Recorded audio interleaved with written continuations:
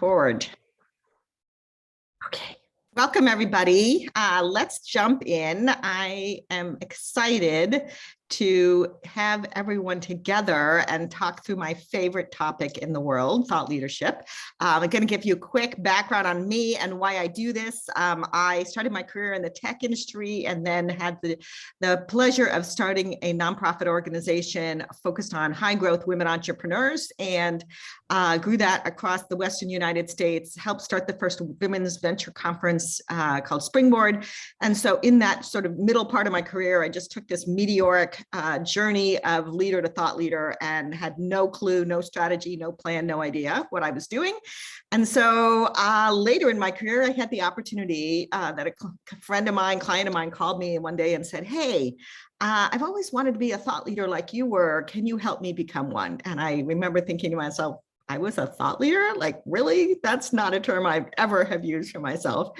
And it started me on a new path, which was really committing myself to helping primarily women leaders make that journey from leader to thought leader, and sort of doubled down, wrote a book, started teaching at Stanford Business School, started traveling around trying to tell everyone that I could about this construct. And it all began in sort of 2014. It actually began in 2011 for me, but the book came out in 2014. And so for the last 8 years, it's been really a pleasure to kind of focus in this area. Now, of course, there's dozens of books on this topic and many, many more people talking about this. And I'm still committed to kind of getting people to think about thought leadership my way. So let me share my screen so you know what I mean by that. This journey of mine is that thought leadership is not just about, getting rich and making this big play to be famous and an influencer, but really more about making a difference. And the way I think about it is that leadership is sort of one to many, and thought leadership is many to many. So it's the construct of how do we get people to pick up our ideas and carry them forward. So this journey is often about big ideas. It could be the value of coaching, which some of us talk about. It could be diversity, equity, inclusion, which many of us are working towards. And I know Chief is certainly so committed to. And it could be, as Joy is doing, forest bathing. I don't know, I'm just teasing you, Joy, but I just love some of the constructs of the things you guys are talking about. And whatever your big ideas are, whatever the big ideas are in your field, those could be what you're trying to share. But it's the prospect of being a thought leader in my mind is that we all have a role to play, whether it's originating ideas or whether it's picking up ideas and carrying them forward. So today's session is going to be super interactive. I'm just going to give you this sort of very top line effort at the beginning to kind of set the groundwork, because I believe that thought leadership is measured by whether or not you can get people to think in a new way or act in a new way, that this is not really any other way to measure it. That's the goal. And of course, it's very hard to change the way people think. It's very hard to change the way people act. So this is not for the faint of heart, and it takes a long time, and it can be frustrating and all of that. And there is a lot of joy and fun and opportunity. And so what's fun for me is to showcase the people who are on the call and what you guys are already doing and see if we can learn from each other. So I think of it really as in the following order, that we really begin in our careers thinking about our personal brand, like how do we stand out for all the right reasons? And then we kind of move to the second step, which is really how do I become that recognized expert, so people know me for what I know and are relying on me and trusting me for what I can bring to the world in my knowledge areas of whatever areas of expertise I have.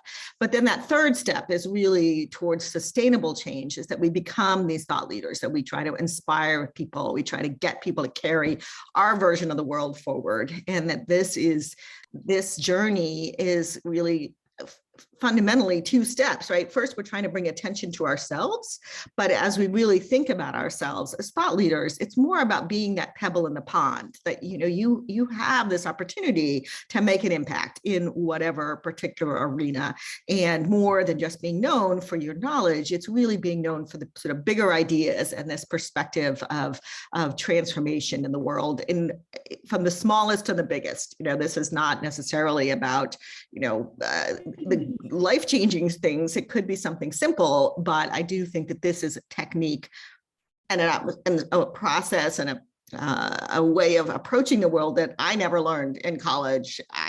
That was never something that anybody taught me, even in grad school. So I feel committed to helping people to see that what this journey is and sort of what the steps are, because I think of it, and why I work so hard with women leaders is I think of thought leadership as a journey from success to significance, that really this is when we have impact, influence, and ability to leave that legacy. So that's really the background in what is the work that I do. And it's, often about barriers. It's about, what's holding us back, whether it's the role we play, the environment we play it in, we're missing the right skills, we don't have the right network, we have some capabilities that need to be strengthened. So I work kind of in all of those areas. And the fun is to look for people at both the strengths, but also, what are the opportunities ahead? And people tend to only think about what they don't have. And my goal with everyone that I work with, I'm a maximizer. Like, I love to figure out what they've got, all the good things that are already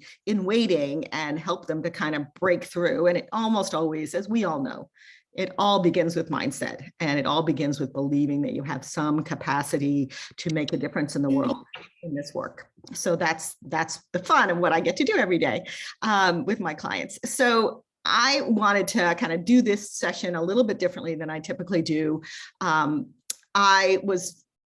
shared with you what Shana had kindly shared with me, which is this wonderful presentation on personal branding and professional branding from LinkedIn that was done 2 years ago. I didn't even know about it. It was before my time. So it was fun to go through it and kind of pull out a few ideas that then I use to share what you guys are doing. And I love to do this anyway. I always go through and look at people's LinkedIn and say, what are they doing well? And what are some of the things that you and I could learn from each other. So that's what this session is going to be. So, I'm going to give you just brief, quick snippets from this other presentation. So this one, for example, talks about what is it people want to hear from us? What is it people care to hear from us?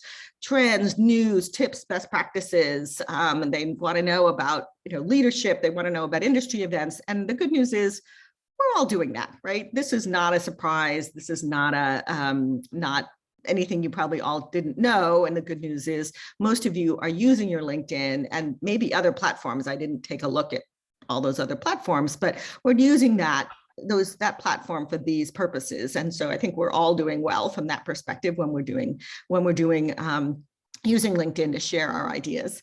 And then, of course, in their belief and mine, that you really need to start with a great profile, whether it's, having a strong summary, whether it's having a great photo, sharing your experience, et cetera, et cetera. So you're going to get these slides if you have them already, but you're going to get my slides, but you have the LinkedIn presentation.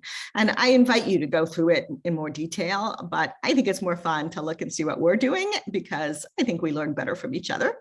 So I want to start, I'm going to do a shout out to a couple of you in a row here and really invite you to come off of mute and share kind of what you've been doing. And I'll give you various opportunities through the session to hear from each other. So one of the things that I think is super important, for example, with LinkedIn, is to start with having a fun visual in your presentation. And so the presentation you're giving as soon as somebody logs into LinkedIn is that sort of initial image. So Shana, I know you've obviously thought about this. You took a moment and you customized that. And what was your choice? Like, why did you decide to do this image at the top? I worked with somebody about a year ago, and so the idea is I wanted to position myself to do more speaking. I didn't really have any shot. This was at Harvard. It was a conference called Harvard by Design, and I was running a program for Google at the time, and it was the only image I had, and there was nothing of me speaking with the audience, so I just slapped it together. I don't know that it's the best, it's just the best I had. So that was.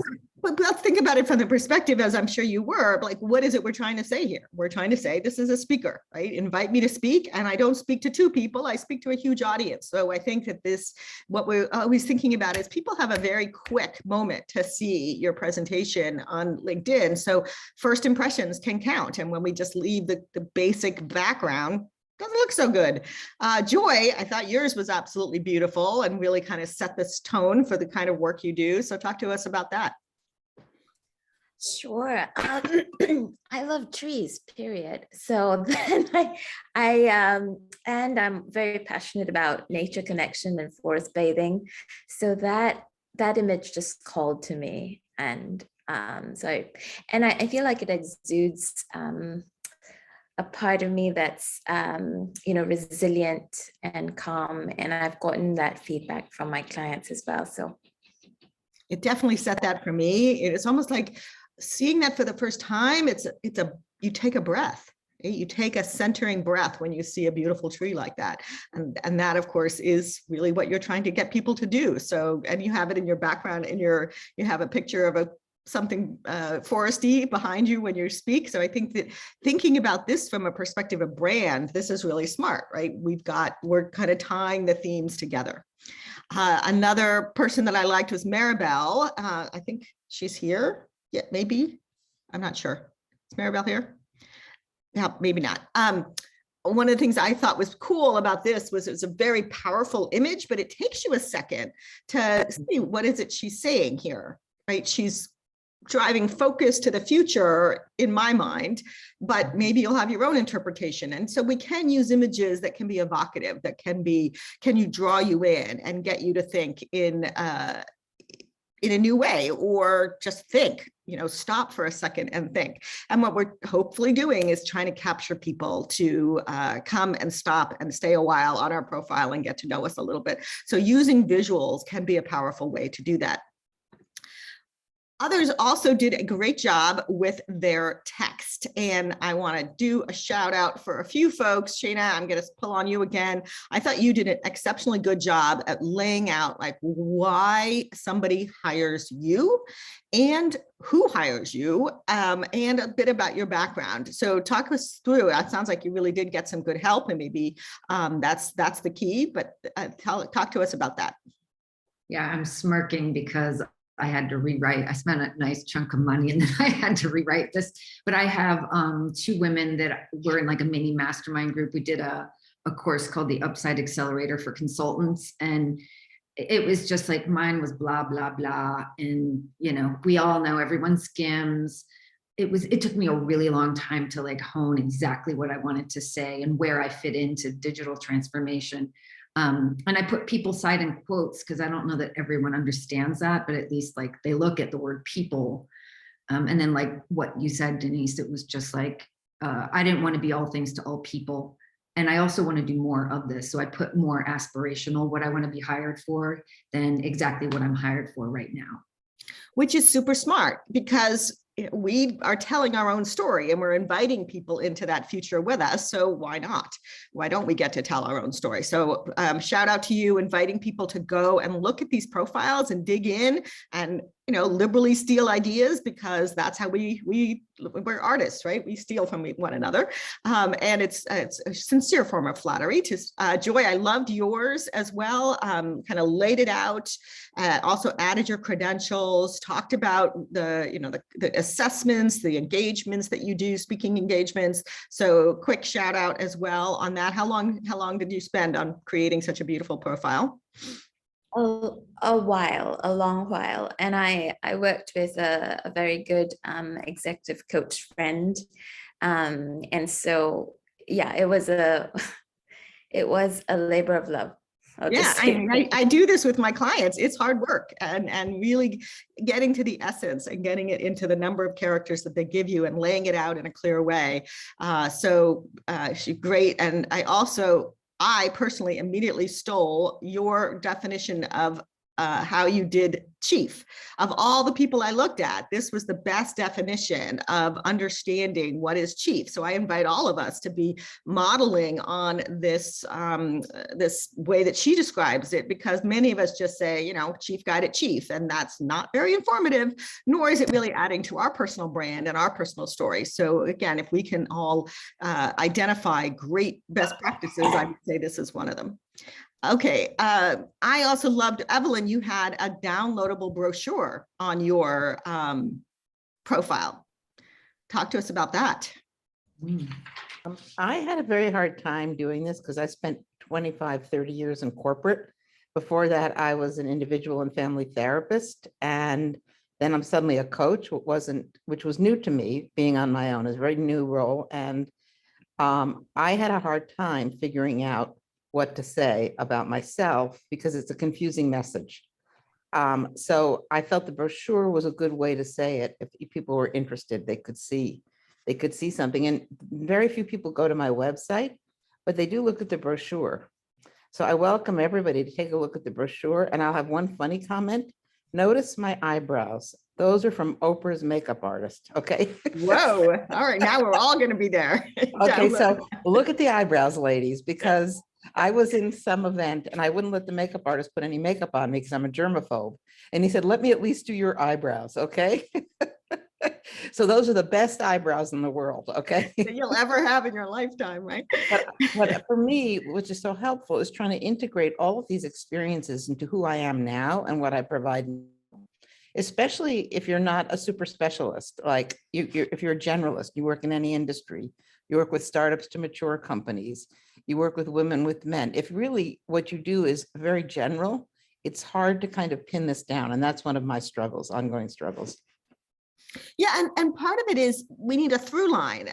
Yes. Years ago, I led a, when I led my trade association, we hosted a program called Next Gen CEO, and it was for women, senior women, just about to be CEOs. And we invited them to come and interview to participate in the program. And the first thing we asked them is, give us the 5-minute overview of your background. And they failed every single one of them. In fact, the longest one was 25 minutes. Yep.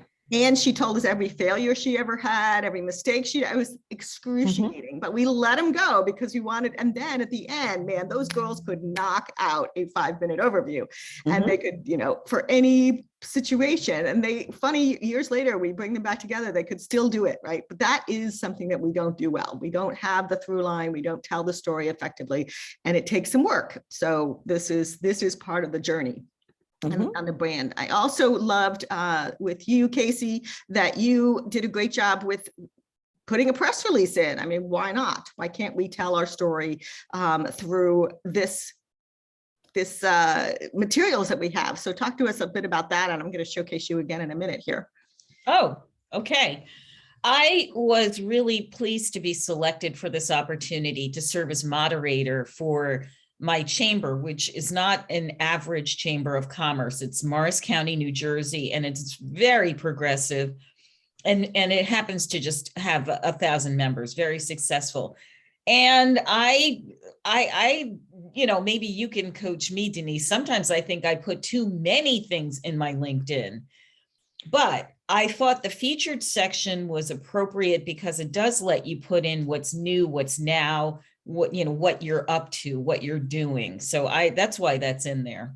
I think that's exactly why I wanted to showcase this, because so few of you are using the featured section of LinkedIn, and you can choose several things at a time to go up there. I think it's 5 and 3 show on the screen. I put my 2 courses in there, and I actually get sales from people going because I have a tracking in there. I can see that people are going from my profile to my courses, and that is making me money. So why would you not do that? I mean, they're LinkedIn courses. They're not on my website. I'm not trying to, you know, I'm trying to educate and inform, but it's also nice if we make a little money along the way. But why couldn't we be showcasing the things that we have for others? Joy, yes. I'm curious, how do you even feature it? I'm like, oh. Yeah, there is a, I can't get into it right this minute, but there is, I'll send a little note, I'll make a note afterwards. How do we feature? I'll make a, I'll send you guys a quick how-to. It's very straightforward.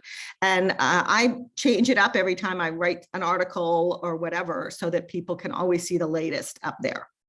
So that's my invitation to you, is to you guys to think about, how would I use featured, and how would I make sure I change it every once in a while so I don't feature the same thing forever.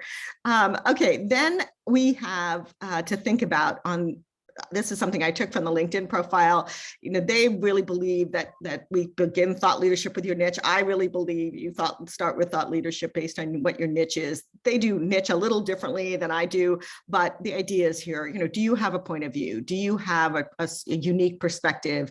Do you have an understanding of your audience and what people want to hear? I think these are some of the good things, questions to ask yourself, and some ways in which to look at the decisions we're making on LinkedIn. If we're all over the map, if we're talking about 73 different topics, of course, that doesn't build a brand, and it doesn't really build any kind of momentum around ideas. So some of it is strategic and thoughtful about what we're sharing, and really understanding that because LinkedIn, everything lives for a long time, you're telling a narrative here by what you share on LinkedIn and by how you share it. And many of you are doing so probably like I was for many years, very unconsciously. I still am not perfect by any stretch of the imagination, but thinking about the people who are looking at what we're sharing and thinking, what is it I'm saying to them?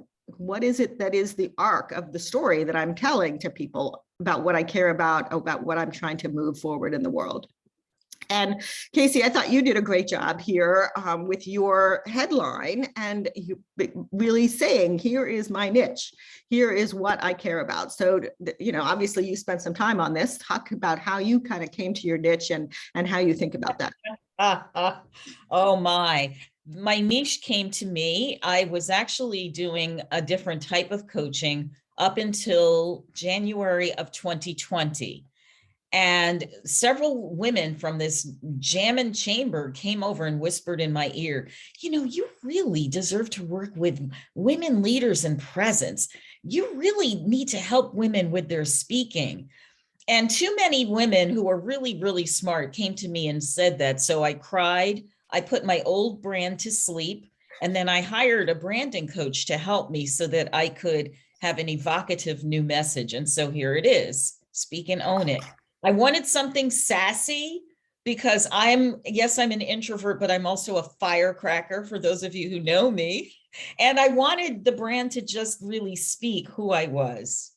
Well, bravo. Excellent job. I also really thought you look really great in your picture. I'm not loving the background of your picture so much, but you look really great. And I think that the message is very crystal clear, and it is right on target, right? People know exactly what this girl is doing and why what she cares about and what she's bringing to you. So it was a winner in my book. Nicely done. And the other person here that I thought, again, I don't think Maribel is with us, but Maribel is also very clear on her niche. She focuses on group coaching, and she ties her ideas about group coaching and the value of group coaching with what she sells, as well as, you know, what she's marketing is programs for group coaches. But she does a very good job of not just making it about selling, but making it about sharing ideas and why this matters and what it's going to bring forward in the world. And so I wanted to also give a shout out to her. The next piece of this puzzle here is the thinking about what is it that you are doing in these individual posts that we're doing, not just in our profile, which is where it begins, but then having that time to comment on industry trends, highlight successes, share your point of view. Some of you guys are doing this beautifully. So again, we're going to give some shout outs to some folks. Joy, I think your perspective on LinkedIn is so interesting. I've not seen it before, because what you do is you highlight client experiences that you're having. And I saw a couple of really beautiful posts here. Last week I felt absolutely overwhelmed. She's saying this from her boss. And so, think about what made you think that approach, because that was a new one for me. I thought it was brilliant. Well, I felt like I wanted to share these stories because I think storytelling is really important, especially when it comes to client breakthroughs and really just, I didn't even realize that this wasn't really done, but I just felt like it was a powerful experience for me as a coach, and I could witness it in my client. And so why not? I think you do a beautiful job. I like the way you're using hashtags, and it answers the question for many of us who really think of our work as very confidential, how to do this well, right? That this in no way would anyone know who this was or what the situation was. So we always have to be very mindful of that. But you took, kind of come around it, and you come around it from a storytelling perspective, which again, with LinkedIn, people's brains are wired for quick information, and we're all wired for story. So using that technique is very well done. You also had a fun one where you actually had a client share how amazing their experience working with it. I'm sure that it wasn't something you asked her to do, but yeah. And it was the same woman I was, actually in another story, so I wanted to protect her story, and then she came out saying something. So yeah. Well, never a bad thing when our clients talk about how amazing we are. That adds to the story. And then of course we have the opportunity to highlight I'm going to stop here and just take a breath and say, because I get very wired and excited about all of this. Does anybody have any questions up until now? There's a lot more to cover, but I just want to say goodbye. I unfortunately have a client, so thank you, Denise. Is this going to be recorded? it is. And where will you be? Are you going to post it on this link? I will share a link. All right, great. Bye, everybody. Sorry. Okay. Anyone else have a question? So I just posted a question in the chat to Joy. Did you ask your client permission? Like what? I don't know where, so the ethics of sort of posting, I'm just curious. I'm not questioning. And I think, so first of all, Denise, this is awesome. And I love everyone's LinkedIn profile. So just curious, Joy. Yeah, thank you for asking about that. I was thinking about that the other day, and I haven't been asking. There was maybe one or two that I did ask, but then the others I didn't. So that's something for me to think about. So thanks, Rachel, for bringing that up. I just felt like I was being quite careful about protecting the client, so that I'm not disclosing anything that might reveal the person. But yeah, it did pause me to think. Yes.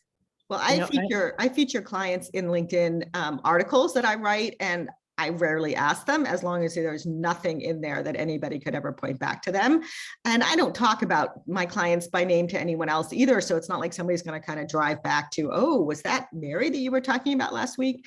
So yeah. I have a question on that, because I disguised a client in an interview the other day for an interview that I was being interviewed for.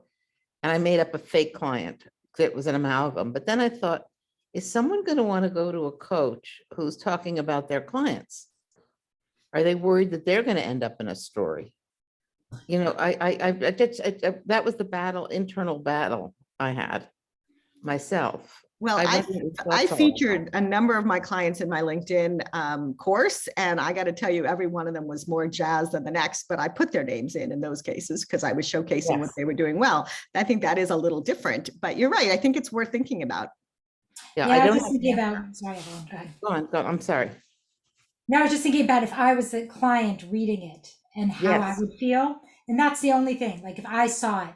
So it's not about that. Yeah, that was just worthy discussion, Rachel. Thank you. Anyone else? I would just think if I'd been a client of yours, anyone here, I wouldn't necessarily be going back later to look at your LinkedIn, but if I'm a prospect for Joy and I'm getting to read that story as a potential client, she's bringing to life her work in a way that would really draw me in. Yes. Like, wow, that was the benefit. Great. I want to find out more about Joy. Yeah. And it's concrete. It's not abstract language. Correct.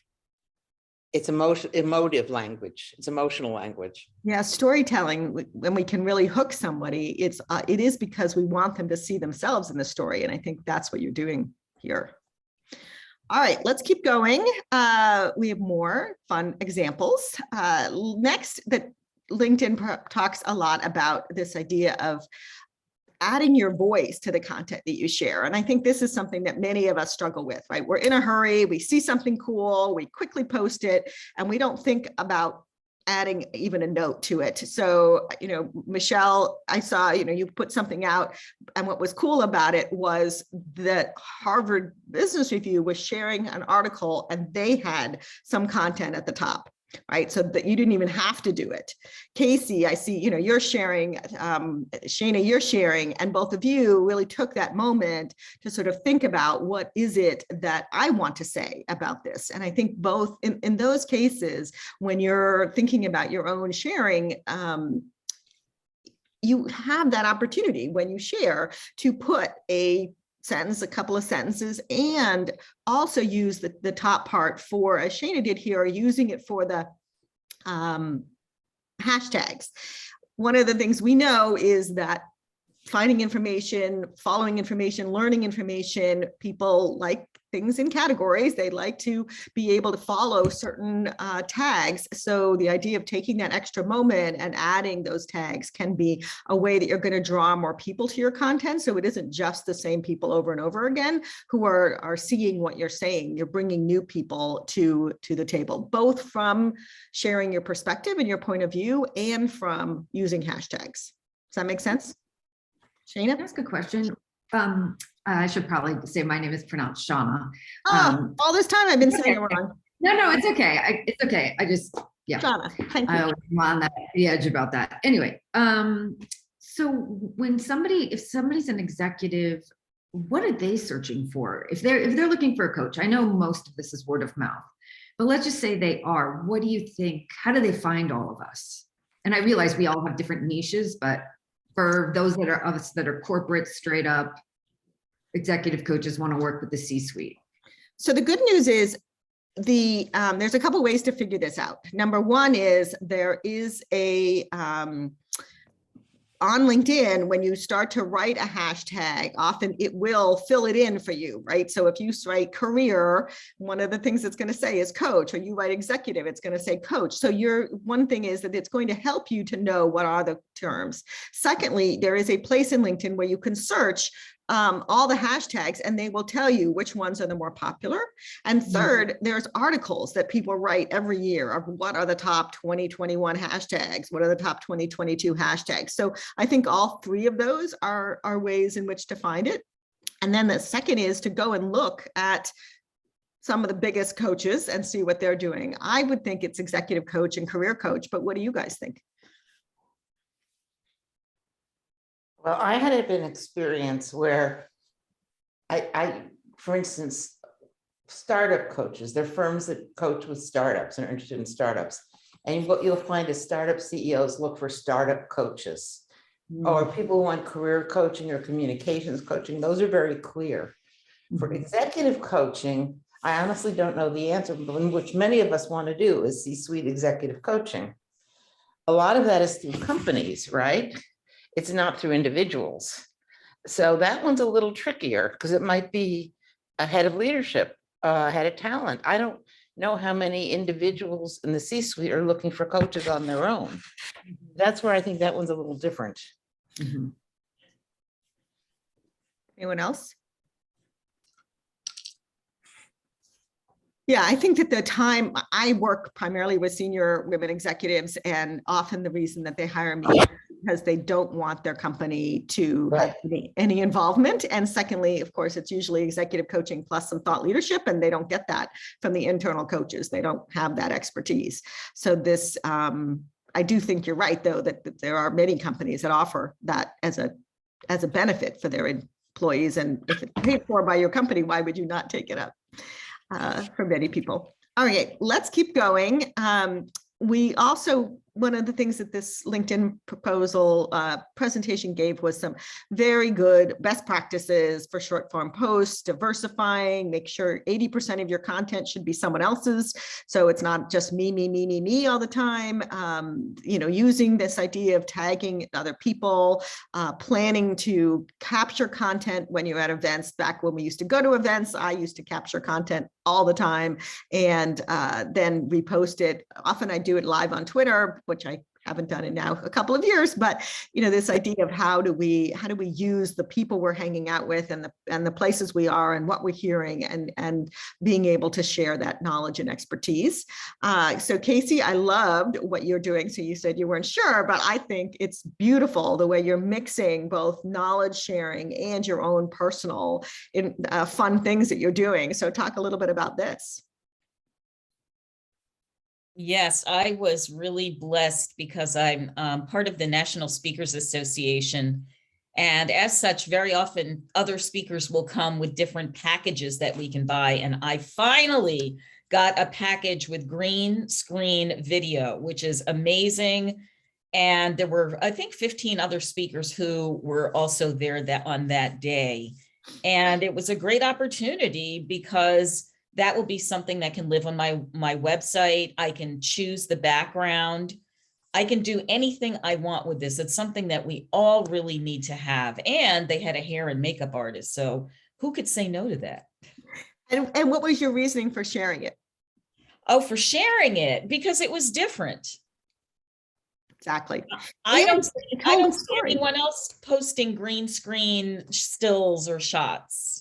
Yeah. And it's also, from my perspective, it's somebody who's willing to share part of their life, right? That this is not just all, business. Now, this is obviously a business photo shoot, but when we let people a little bit behind the curtain, as it were, about our lives, people do warm to us. They do feel more connected to us. So I want to give a shout out. Eileen, you were sharing some of your experiences and opportunities for speaking and so on. So talk a little bit about how you think about your LinkedIn and what you share. Yeah, so in the past year or so, I've tried to be more deliberate about taking opportunities to be a thought leader around executive coaching and career coaching. So as a result of that, I have been more receptive to speaking engagements, podcasts. And what I find is that those organizations are better at advertising than I am. So I take their content and then repost it and thank them for the opportunity to speak or invite people to join in something that I'm taking part of. Excellent. So I think this opportunity that we have here with LinkedIn is to tell our story. It is to tell also a broader story, right? That maybe if we think about it, what she's also talking about is why career coaching matters, and this opportunity to broaden that message, broaden the reach of that message is also what LinkedIn offers us. So it's kind of the personal and the professional that we can intermix here. Another piece that they talked about is long form publishing on LinkedIn. And I tend to buy into this idea, 800 to 2,000 words. Don't forget to add some pictures. There's a lot of opportunities on LinkedIn now to create your own newsletter. And so let's share. I have a LinkedIn newsletter. It's been a little spotty in the last few weeks, I will admit, but usually it was kind of every 2 weeks I would post. And now I've got several thousand people who are seeing each of my posts, and got about 6,000 or 8,000 followers to my newsletter. And what's nice about that is now this is lived content that stays in my LinkedIn profile, but I also share it on Twitter. I also share it on my own website. And these are people will frequently tell me it is kind of creepy sometimes when, I go out to a picnic the other day and she's like, oh, I read that post you did. I read blah, blah, blah, blah, blah, right? All about it. And so you're thinking, okay, this is not something that is just kind of flipping by. They're actually stopping now and they're reading and they're commenting on and it's building my credentials and my sharing of my expertise in a way that, of course, is part of what I'm trying to do as a thought leader about thought leadership, which is a little weird thing to be, I have to play this this game in order for others to see how to do it as well. And I'm always thinking about that when I'm doing this, is that I'm trying to help people to see how they can do it too. So my invitation is, and not very many of you are doing long form content. Rachel, I saw that you were, so I wanted to give you a moment to talk about that. I really liked what you were doing and what you're posting. So this is actually, this is more of a question, right? Which is, do you post content in LinkedIn and then direct it to your website, or do what I've been doing is just posting on my website? I haven't done a lot at all this past year because I've just been too crazy, and then sharing it on LinkedIn. So I wasn't sure if there's even that. My goal is usually around the opposite, driving, posting on my website, but curious. Well, the way I think about it is that LinkedIn is where people already are. They are not already on my website, right? People don't happen by my website every day. And so, yes, I want to drive them there, or when they're there, I want to give them content, but I want to go where my audience already is. So I want to post primarily on LinkedIn and then have my assistant put it also on. She puts it up into the featured section of my thing. She puts it into my next newsletter, or she puts it on my website. So I believe in, and sometimes I even have her put it on Twitter. Sometimes I just do that immediately after. But this idea of really long form can be multiple uses. And I would always start with LinkedIn because that's where everybody's already thinking about us. So here I just wrote the short blurb. My long form is on my website, right? So that's what but you're using the same content, the long form, on LinkedIn, on your website. Got it. Yeah, so when you have a LinkedIn newsletter, what's great is that when you're finished with posting it, it comes up with a screen that allows you then to add this sort of summary, which you have here at the top, and it shares the content and then the thing at the top and then your hashtag. So it becomes an easy way to take this forward and make it live on, so that it's not all the people who get my newsletter get it, anybody who's subscribed, but then anybody who also gets it in their feed as well, if there's somebody who is connected to me. So this is the fun of having LinkedIn's tools at our fingertips. Okay, a few more things. Denise, I just have a question. When you You bet. use the long form posting, Mhm. does the actual story appear in the feed, or do you click on something to get to the long form? Yeah, so it would appear just like this. So when as I said, I finish the post, and then immediately on the screen, it comes up with a screen that says, how do I want to post it? So it'll come up with a screen in which I type this top section. So I type my summary, I add my hashtags, and I say send, and then that sends that piece out. So it doesn't send actually just the post, it sends the post with my summary. So I find that to be really juicy, because now I've got an ability to say why you want to come read this story. And that's what you want to use this for. Okay, thank you. Yeah. And then the people find this under articles. So when you search for somebody, you can see their posts, their articles, I can't remember what the third thing is, but those live on in your feed forever. And so people can go back, and they can also go directly to the posts section and see those posts.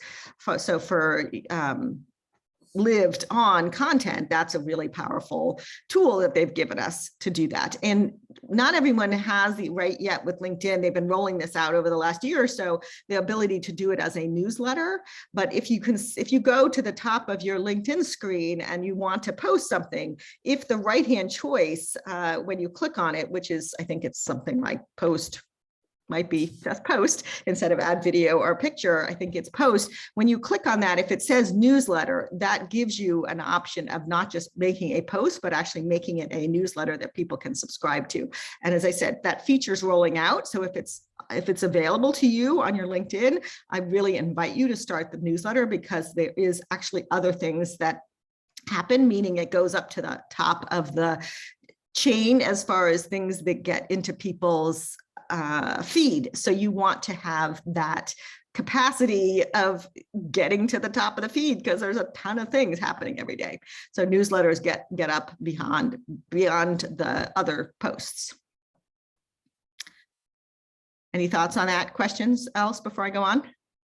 Oh, I was just going to share that I met somebody at a networking event who works at LinkedIn. So I was picking her brain, and she was saying they created the LinkedIn article to compete with Medium, and that they will, your stuff will get on more people's feeds if you stay within LinkedIn. So better not to link out of LinkedIn. I mean, you could do it, but if you're really looking to get in front of people, stay in LinkedIn. Yeah, which is why if you put it there and then have everything linked to it, they like it a lot better. Yeah. I think Joy has a question. Oh, I think Yeah. her hand's still up from before. Oh, okay.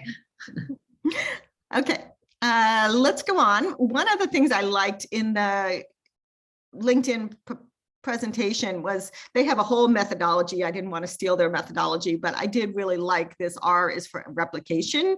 And I wanted to particularly say it because there's somebody here that is doing this, and that's you, Shauna. This 2 different ways in which you're doing replication. So here's what I mean by replication. Their idea is that if we have something like in this example, Mary Meeker, every year she does her internet trends.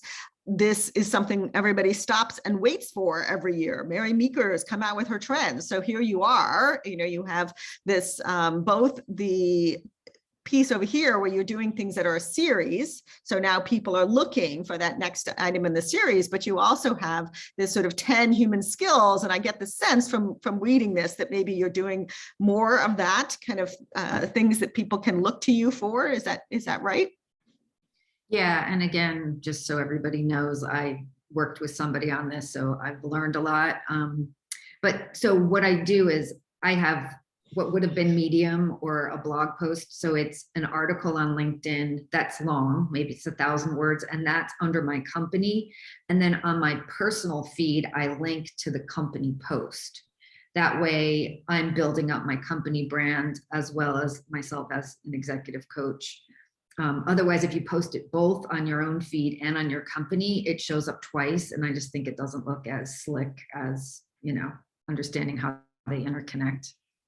Well, I loved your images. I loved your using things like future of work, executives and management. It's obvious that you're paying attention to your hashtags and what the themes are that people should be paying attention to. But I also, maybe unconsciously, you're doing this great thing of this idea of replication where people are going to keep coming back and keep looking to you. So are you going to do more of this 10 human skills? Is that something you're going to keep updating?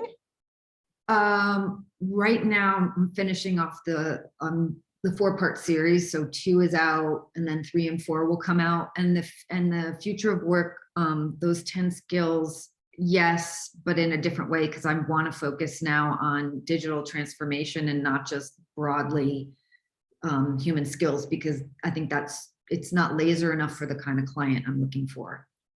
Okay.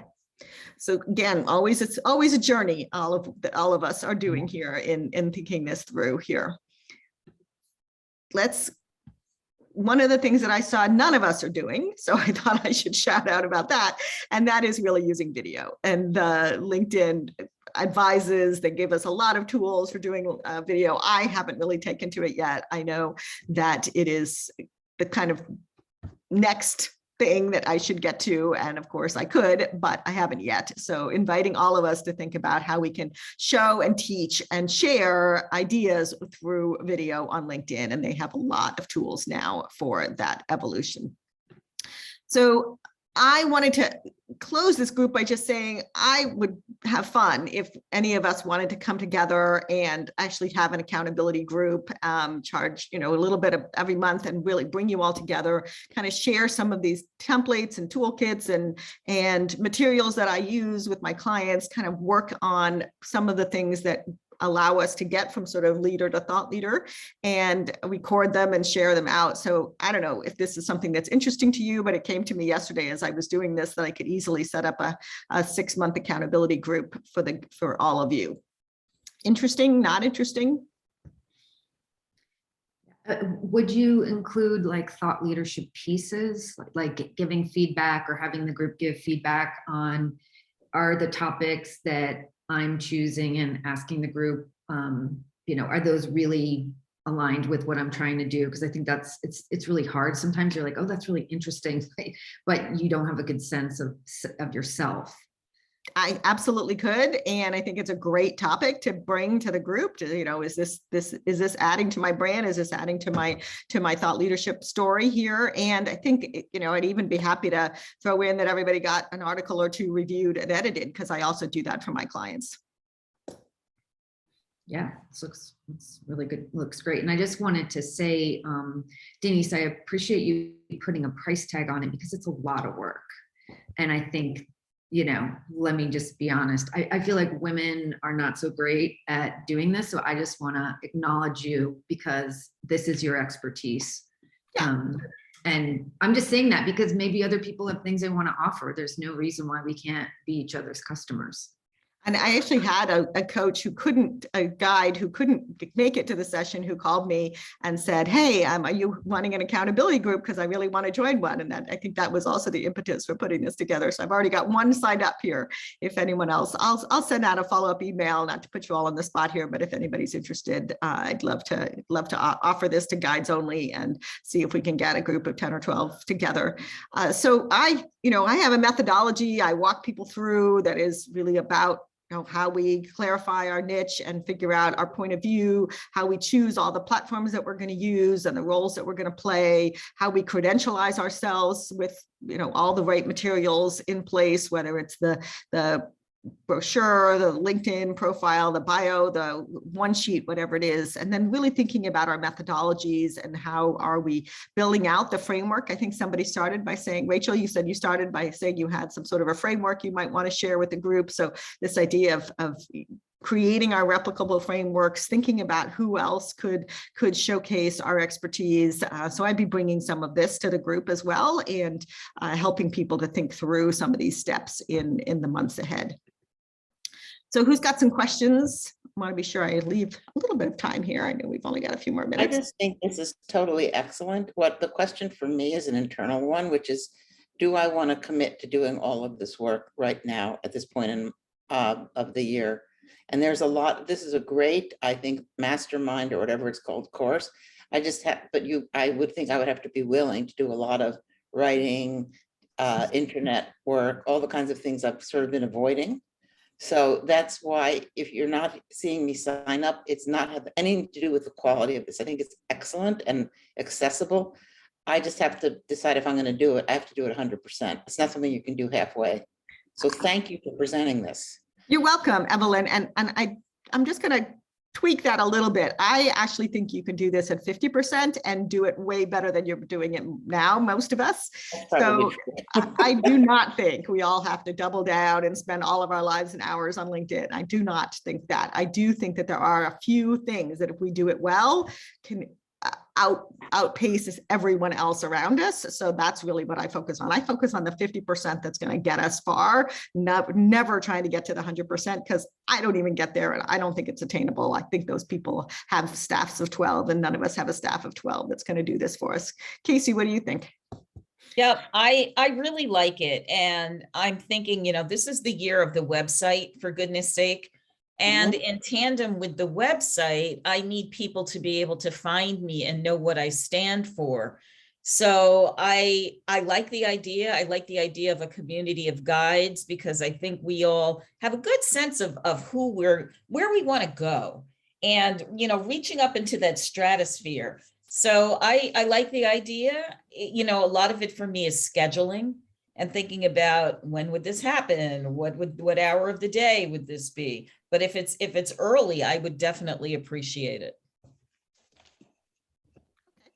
The other thing I just wanted to throw out there is, Denise, the idea that we would have time with you once a month, but would it be possible that you could help coordinate like mini groups that could meet more frequently and really dig in? Because I know within like the hour just passes by, but for those of us that are really looking for lots of input, maybe there's groups of 3 for those people interested, because then I think in terms of like the value goes way higher, because you also get pointed attention by 2 other people that benefit. Well, so I'm just putting that out there. Shauna, I love the idea, and I will tell you, I have run these before, and I have done those mini groups, and usually out of a group of 12, one of the mini groups of 3 actually meets. So always happy to offer it, always happy to say, you guys could meet in between and here's the structure and and then people don't do it. So it's just like our groups. I mean, how of the 4 groups I'm running, there's one that meets in between, right? There's none of the rest of them do. So yeah, of course, absolutely can offer that and will. Any other thoughts? Denise, I have a question. Oh, go ahead. Okay, about so say if one person is really interested in writing a book and then another person wants to work on LinkedIn and another person wants to do blah blah blah, how do you manage those pieces? Yeah, so one of the things that the way I've structured it in the past is, of course, everybody's doing their own thing and we all need to make progress. So what I'm trying to do is just like in our own groups here, when we're a guide, we want to make each person making progress. That's what makes people feel satisfied at the end of 6 months, not making sure. And I think we also do have a bit of joy in watching and helping other people make their progress. But we don't all, just like in our groups, we don't have everybody working towards the next. Some people are trying to retire, some people are trying to get a new job, right? They're all doing different things, but they can all make progress. But the different thing is that I'm not really creating a peer coaching group. This is more of a facilitated group and more of a structured group. So we would have some things you'd learn each time. And I really want to focus on getting some takeaways and some accountability and progress through the year. So anyway, I never ever close a session without saying the same thing every single time, which is thought leadership is not just about being known. It is about being known for making a difference, that this is what I stand for in the world. And so I always want to be sure I leave you with that thought. And I also want to hopefully leave you, even if you never ever come back and don't do anything else, to take away one idea from here. Like, what's one thing that you might do? Go and grab some information from somebody else's profile and think, how could I do that? And encourage you to really think forward. If you want to also learn more, I have a book on this subject that is a bestseller. I think you really enjoy it. I wrote it to my younger self, and it's sort of the step-by-step guide. And I've got my email list has some great stuff that you get, and you can connect with me, of course, on LinkedIn. But I also have 2 1.5-hour courses on LinkedIn Learning. So if you're a LinkedIn Premium member, you get those for free, and they're really super popular. So I really would encourage you. One's on thought leadership for individuals and one's on thought leadership for organizations. So other ways to learn what I know if you don't want to join the group. Well, I'm going to Spain. Evelyn, I think you need to go on mute here. I want to make sure you're I can mute her. I think I just muted her. Okay. Any last questions before we close? Just want to say thank you so much. It was so generous of you to put this together for us. You're very welcome. It was a pleasure. I think that the core guide community is incredible, and I've gotten so much value from all the sessions and things that I've learned. So it's fun to be able to share. And if you know other guides who you think might be interested in joining this masterminding concept, please send them my way, and that would be great. I just wanted to add one more thing for those of you that might not know, but tomorrow at the same time, we have business development with Jackie Sloan, and she and I had a meeting. So if you want to join, it's the exact same Zoom. Great, thank you. Thank you, Shauna, for organizing. And Denise, this sounds fascinating. So you'll be sending like proposed dates and... Yeah, actually, I'm going to get the group together and let us decide the dates, because I don't think I can do it without you. But I like the idea of early because I don't ever schedule anything at this hour. So be good to do. Yeah,